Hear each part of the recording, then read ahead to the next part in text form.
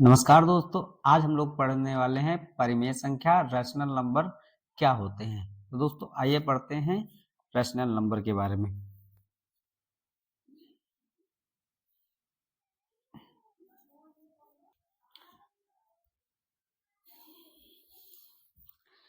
पहला नंबर है natural number किसे कहते हैं, मतलब कि प्राकृतिक संख्याएं किन्हें कहा जाता है। वे संख्याएं जिनका प्रयोग सामान्य गणना के लिए किया जाता है प्राकृतिक संख्याएं कहलाती हैं तथा इनके समुच्चय को n से प्रदर्शित किया जाता है। अर्थात जो संख्याएं 1 से शुरू होती हैं, 1 2 3 4 5 6 7 8 9 10, मतलब अनंत तक गिनते ही जाइए, वे सभी प्राकृतिक संख्याएं होती हैं और इसे n से प्रदर्शित करते हैं। समझ गए? प्राकृतिक संख्या किन्हें कहा जाता है? वे संख्याएं जो 1 से शुरू होती हैं और अनंत तक चलती जाती हैं, तो वे संख्याएं प्राकृतिक संख्या अर्थात नेचुरल नंबर कहलाते हैं। ये हो गया प्राकृतिक संख्या के बारे में। ठीक है, उसके आगे शून्य को प्राकृतिक संख्या नहीं माना जाता है। अगर कोई पूछे कि क्या शून्य प्राकृतिक संख्या है कि नहीं है, तो शून्य प्राकृतिक संख्या में नहीं गिना जाता है, क्योंकि गणना सदैव 1 से प्रारंभ करते हैं, इसलिए एक प्रथम सबसे छोटी प्राकृतिक संख्या होती है।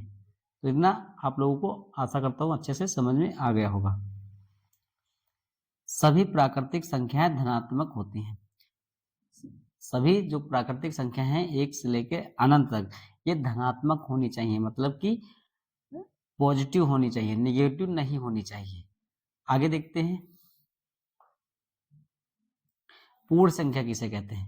पूर्ण संख्या जितनी भी प्राकृतिक संख्याएं हैं वो सभी पूर्ण संख्या कहलाती हैं। बस फर्क इतना है कि उनके आगे जीरो लग जाता है। आइए इसकी पहले परिभाषा मतलब जो इसके बारे में दिया है उसको पढ़ते हैं। जब प्राकृतिक संख्याओं में शून्य को भी सम्मिलित कर लिया जाता है तब वे संख्याएं पूर्ण संख्याएं कहलाती हैं तथा इनके समुच्चय को W से प्रदर्शित करते हैं। तो इतना हमें याद रखना है कि जो पूर्ण संख्या है बस उसमें जीरो अलग से ऐड किया गया है। तो प्राकृतिक संख्याएं 1 से शुरू होती हैं और पूर्ण संख्याएं 0 से शुरुआत होता है और पूरी प्राकृतिक संख्या होती है। क्वेश्चन पूछता है कि क्या सभी प्राकृतिक संख्याएं पूर्ण संख्याएं होती हैं? तो जी हाँ, होती हैं, क्योंकि सभी प्राकृतिक संख्याएं देखो इसमें सम्मिलित हैं, मगर सभी पूर्ण संख्याएं प्राकृतिक संख्या नहीं होती, क्योंकि प्राकृतिक संख्याओं में जीरो नहीं होता है और पूर्ण संख्या में जीरो होता है। ये क्वेश्चन पूछता है, ये हमें याद रखना है। शून्य, जीरो पहली तथा सबसे छोटी पूर्ण संख्या है। अब जीरो को क्या कहा जाता है? पूर्ण संख्या। इतना हमें याद रखना है। और आगे बढ़ते हैं। पूर्णांक संख्याएं किन्हें कहते हैं? इंटीजर नंबर्स क्या होते हैं? एग्जाम्पल से बताते हैं। जैसे टेम्परेचर होता है, ठीक है, तो टेम्परेचर कभी कभी जाड़े में देखना, यहाँ तो नहीं मगर जो बर्फीले इलाकों में टेम्परेचर प्लस में भी जाता है इधर और इधर माइनस में भी चला जाता है और जीरो भी हो जाता है। ठीक है, जब इधर जाएंगे मतलब कि राइट साइड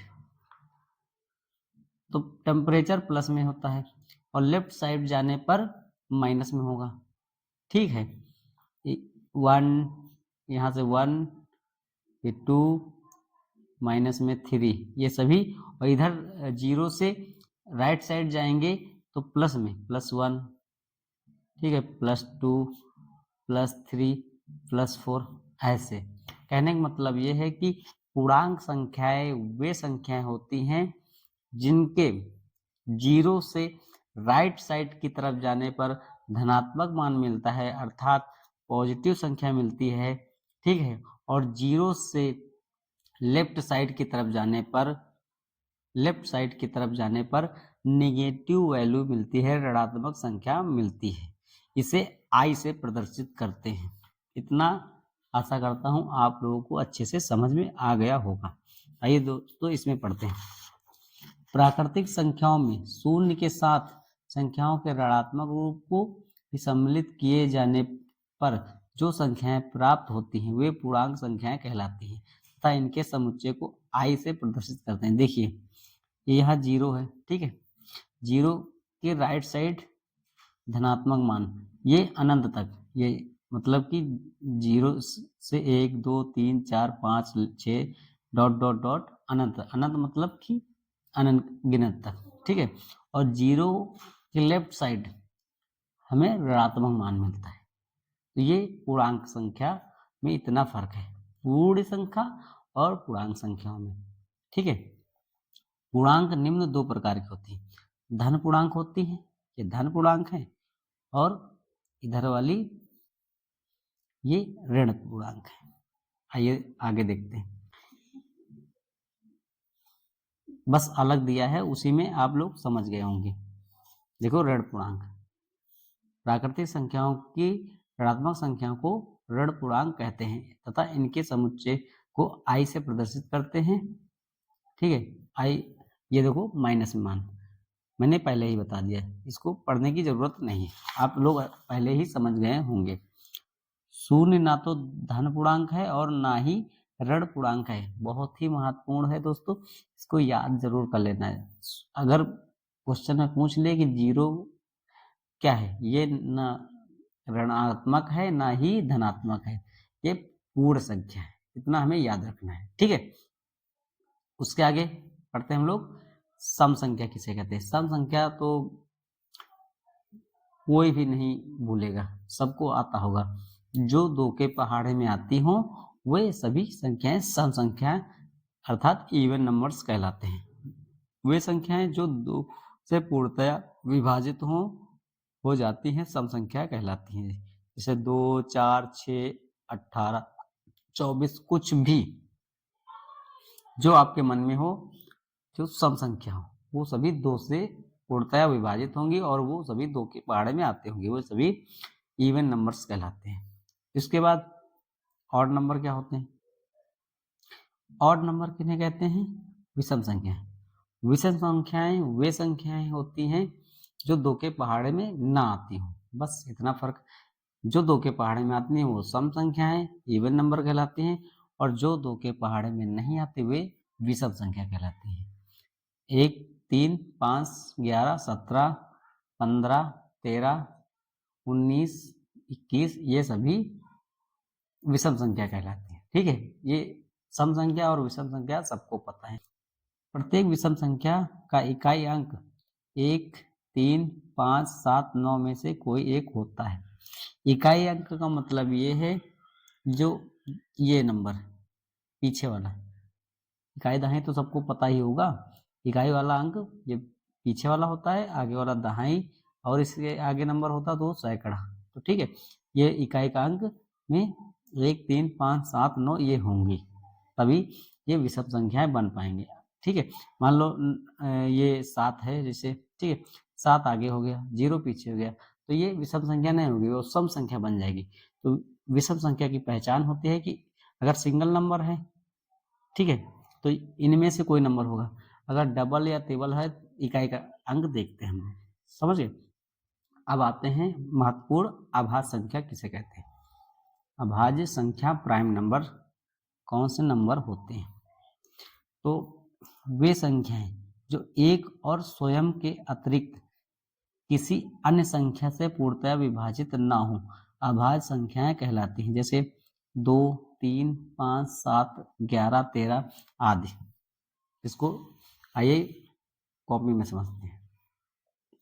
इतना समझिए, जिनके 2 फैक्टर निकलते हो, जिनके 2 गुणज, जैसे कोई भी एग्जाम्पल ले लेते हैं, अभी इसमें 2 दिखा रहा है, 2 क्यों अभाज्य संख्या, इसको आइए समझते हैं।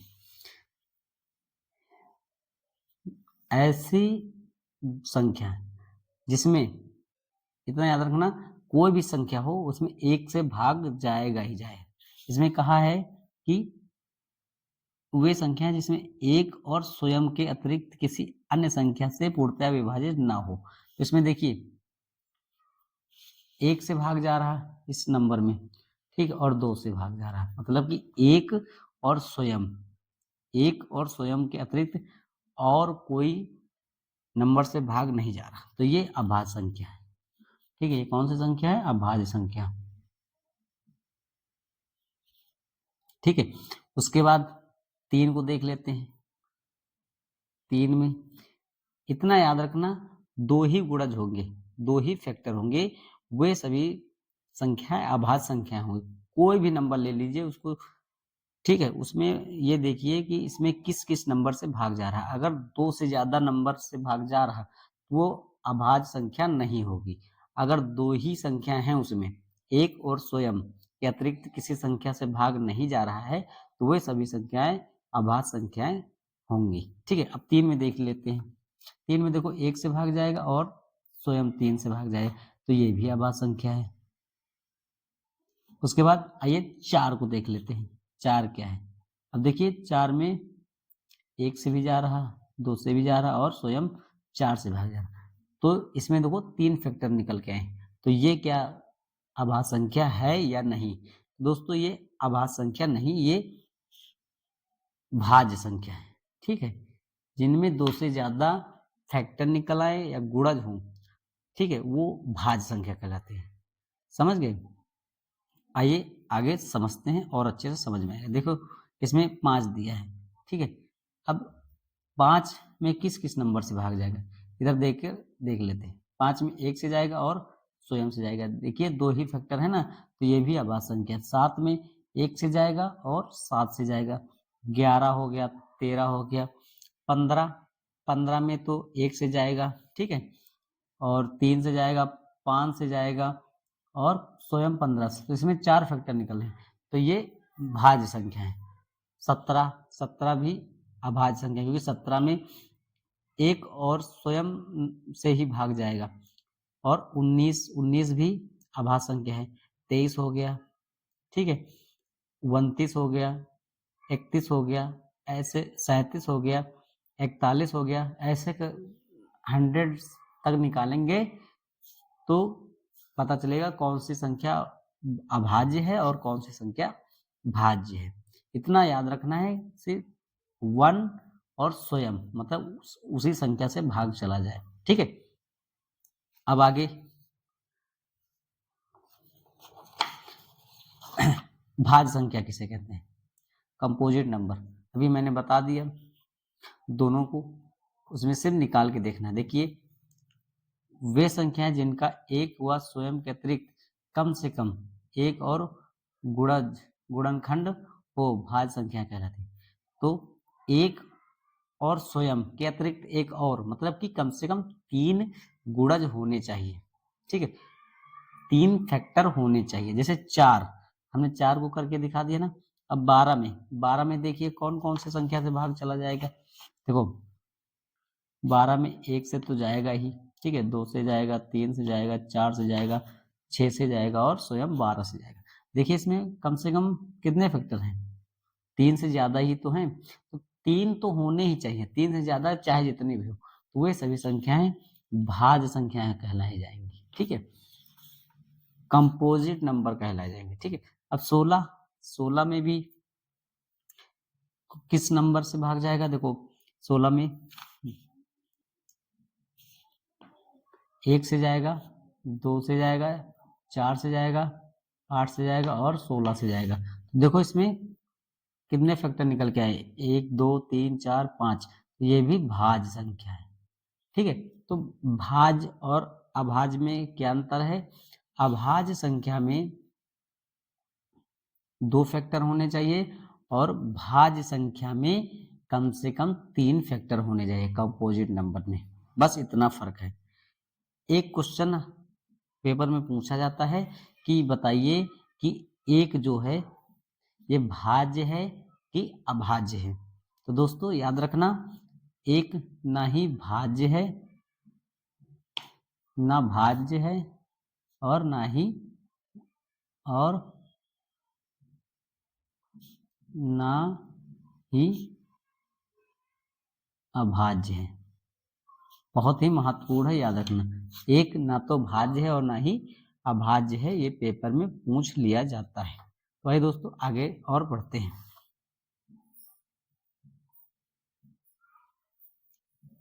इसमें देखो लिखा है एक ना तो भाज्य है और ना ही अभाज्य है। उसके बाद भाज्य संख्याएं जो होती हैं, कंपोजिट नंबर जो होते हैं, सम और विषम दोनों हो सकते हैं, ठीक है। मगर जो अभाज्य संख्याएं होती हैं, जो अभाज्य संख्याएं होती हैं वो हमेशा विषम ही होंगी। ये देखो अभाज्य संख्याएं हमेशा विषम होंगी, मगर जो भाज्य संख्याएं होंगी वो विषम और सम दोनों होंगी, ठीक है। आगे पढ़ते हैं दोस्तों। सह अभाज्य संख्याएं को प्राइम नंबर्स क्या होते हैं? ऐसी दो या अधिक प्राकृतिक संख्याएं, मतलब दो संख्याएं या दो से अधिक प्राकृतिक संख्याएं जिसमें एक के अतिरिक्त कोई अन्य उभयनिष्ठ गुणनखंड ना हो, मतलब कि उनका HCF सिर्फ एक हो, मतलब कि दो हो या दो से अधिक संख्याएं, इनमें इनका HCF एक होना चाहिए, सहअभाज्य संख्याएं कहलाती हैं, ठीक है। LCM निकालना सबको आता है और HCF निकालना सबको आता है, ठीक है। अब इनका HCF देखो, 2 और 3 का HCF क्या होगा? 1 होगा, ठीक है। 5, 9 और 11 इन तीनों का HCF क्या होगा? 1 होगा, क्योंकि इसमें कोई उभयनिष्ठ कॉमन नहीं है, ठीक है। 16, 21, 65 इनका अगर HCF निकालेंगे तो इनका भी HCF 1 होगा, ठीक है। तो ये सभी सहअभाज्य संख्या कहलाती है। तो ऐसे उभयनिष्ठ जिनके उभयनिष्ठ मतलब इनका HCF निकालने पर 1 प्राप्त हो, वो सभी संख्याएं सहअभाज्य संख्याएं को प्राइम नंबर्स कहलाते हैं, ठीक है दोस्तों। आगे पढ़ते हैं। परिमेय संख्याएं रैशनल नंबर किन्हें कहते हैं?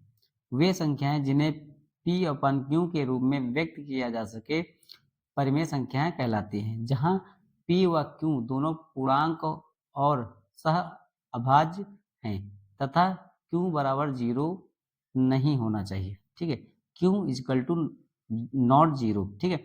जैसे 3/5 और 7/9, ठीक है। आइए इसको इसमें पेपर में समझते हैं। देखो जैसे ये संख्या लिखी है 3/5। अब ये ऊपर वाले को कहते हैं P और नीचे वाले को कहते हैं Q। यही तो बोल रहा है ना, P/Q के रूप में व्यक्त किया जाता है, ठीक है। जिसमें इसमें कहा है कि Q जो है 0 नहीं होना चाहिए। अगर Q का मान 0 हो गया, मतलब कि Q ये नीचे वाला अगर Q इक्वल टू नॉट 0, यही तो दिया है ना। अगर Q का मान 0 हो गया, ठीक है, मान लो 3/0 लिख दिया, तो क्या 0 से 3 में भाग जाएगा? तो ये अपरिभाषित हो जाएगा, ठीक है। हाँ, परिभाषित हो जाएगा, तो इसका आंसर नहीं निकल सकता। इसीलिए इसमें कहा गया है कि Q का मान 0 नहीं होना चाहिए, ठीक है।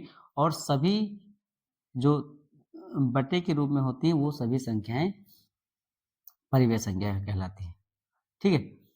अब जैसे ये लिखा है 5 लिखा है, 6 लिखा है, 1/2 लिखा है, 5/6 लिखा है, तो क्या ये बताइए कि 5 परिमेय संख्या है कि नहीं है? तो दोस्तों जरूरी नहीं है कि यही परिमेय संख्या होगी, ये भी परिमेय संख्या है। क्यों? क्योंकि जो संख्याएं होती हैं, ठीक है, सिंगल वाले, उनके सभी के नीचे 1 होता है। आप लोग बेसिक मैथ में पढ़े होंगे। तो अब ये बताइए कि क्या ये P/Q के रूप में नहीं हो गए? P/Q के रूप में नहीं हो गए। एक इसलिए नहीं लिखते हैं कि इसका कोई महत्व नहीं, ठीक है। अगर एक ऊपर होता तो इसका महत्व होता, ठीक है। तो जो सिंगल नंबर होते हैं वो भी परिमेय संख्या होते हैं, और जो बटे के रूप में होते हैं ये भी परिमेय संख्याएं होती हैं, वो चाहे माइनस में हो, ठीक है, या प्लस में संख्याएं हो, वो सभी परिमेय संख्या होती हैं। और सिंगल नंबर जितने होते हैं ये भी परिमेय संख्या होते हैं, ये हमें याद रखना है, ठीक है। तो प्रत्येक पूर्णांक संख्या एक परिमेय संख्या होती है। हमने पूर्णांक संख्याएं भी पढ़ा है, किन्हें कहा जाता है, अच्छे से आप लोगों को वो समझ में आया होगा, ठीक है। परिमेय संख्याएं भिन्न भिन्न भिन्न के रूप में होती है। भिन्न के रूप में मतलब बटे के रूप में। ये सभी देखो, अगर भिन्न पढ़े होंगे तो और अच्छे से समझ में आ रहा होगा। ठीक है, अब पढ़ते हैं अपरिमेय संख्या किन्हें कहते हैं। ऐसी संख्याएं जिनको p अपन q के रूप में नहीं व्यक्त कर सकते वे सभी अपरिमेय संख्या कहलाती, इरेशनल नंबर कहलाते हैं। बस इतना है। ठीक है, वे संख्याएं जिन्हें p अपन q के रूप में व्यक्त नहीं किया जा सकता अपरिमेय संख्याएं कहलाती, जहां p और q पूर्णांक हैं तथा q का मान 0 नहीं है। ठीक है, जैसे जैसे √2 है, ठीक है, और √5 है, √7 है। अब ये बताइए कि क्या इनको हम लोग परिमेय संख्या के रूप में व्यक्त कर सकते हैं कि नहीं कर सकते? नहीं कर सकते, क्योंकि इनका मान पॉइंट में आएगा। ठीक है, और पॉइंट में हमने बताया कि परिमेय संख्या नहीं लिखी जाती। ठीक है, अब आगे देखते हैं। जो पाई है एक अपरिमेय संख्या है। पाई एक अपरिमेय संख्या है। दोस्तों इंपॉर्टेंट है, याद रखना है, क्वेश्चन में पूछ लिया जाता है। पाई एक अपरिमेय संख्या, मगर पाई का मान कितना होता है? 22/7। ये परिमेय संख्या है क्योंकि ये p अपन q के रूप में हो गया। पाई को हम लोग p अपन q के रूप में नहीं लिख सकते, इसीलिए ये अपरिमेय संख्या है। मगर इसका जो मान होता है 22/7, उसको हम लोग p अपन q के रूप में व्यक्त कर सकते हैं, इसीलिए यह परिमेय संख्या है। ठीक है दोस्तों, तो आशा करता हूँ ये आप लोगों को अच्छे से समझ में आ गया होगा। आइए दोस्तों इसके आगे और पढ़ते हैं। वास्तविक संख्याएं किसे कहते हैं? रियल नंबर किसे कहते हैं? वास्तविक संख्याएं, रियल नंबर क्या होते हैं? वे संख्याएं जो परिमेय और अपरिमेय दोनों होती हैं वास्तविक संख्याएं कहलाते हैं तथा इनके समुच्चय को r से प्रदर्शित करते हैं, जैसे √5, 7/4, 1/2, पाई, -1, 0, 5 आदि। मतलब कि कहने का मतलब जो हम लोग मैथ पढ़ रहे हैं, जो भी हमें सॉल्व करने को क्वेश्चन मिलते हैं, जितनी भी मैथ है 0.1, 1/2, 4/5, मतलब कि ये सभी संख्या वास्तविक मतलब जो तुम्हारी आंखों के सामने दिखाई दे रहे हैं वो सभी जिनका हम लोग मान निकाल सकते हैं। समझ रहे हैं ना कि 2 × 2 4 ही होता है। ठीक है, 8 में 4 से भाग देने पर 2 ही आएगा। ठीक है, अगर 3 में 2 से भाग देंगे तो पॉइंट में आंसर आएगा। जिनका हम मान सटीक निकाल सकते हैं वे सभी संख्याएं वास्तविक संख्याएं होती हैं, रियल नंबर्स होते हैं। इतना हमें याद रखना है। ठीक है, तो आशा करता हूँ आप लोगों को अच्छे से ये समझ में आया होगा। दोस्तों वीडियो अच्छा लगे तो लाइक कर देना, सब्सक्राइब कर देना। धन्यवाद दोस्तों।